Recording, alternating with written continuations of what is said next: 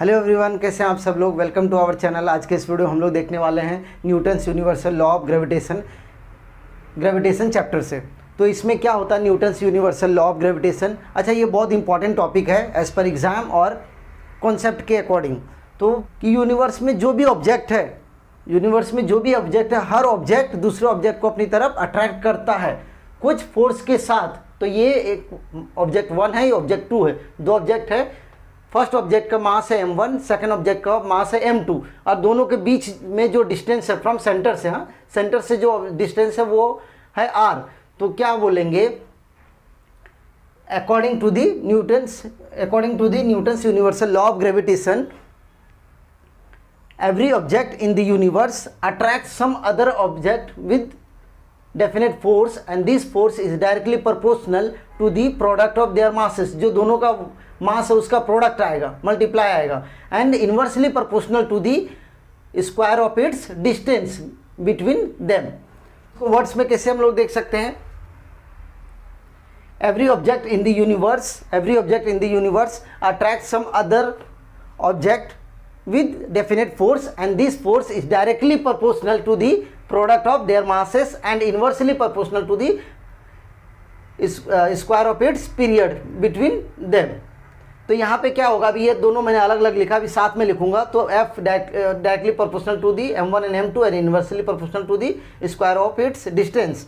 अभी यहाँ पर जब भी ये डायरेक्टली प्रोपोर्शनल कैंसिल होता है, जब भी ये रिमूव करते हैं और इक्वल साइन आता है, तो कोई ना कोई कांस्टेंट यहाँ पे यूज़ किया जाता है। तो यहाँ पे क्या आएगा, g। तो g मतलब क्या होता है, यूनिवर्सल ग्रेविटेशनल कांस्टेंट।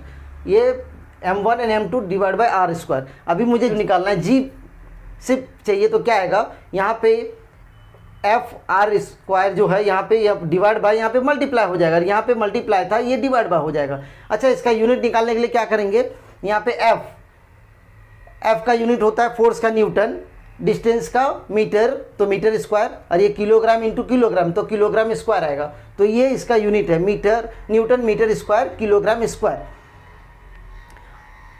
फोर्स का यूनिट होता है न्यूटन, क्योंकि फर्स्ट टाइम न्यूटन ने फोर्स के बारे में डिस्कवर किए थे।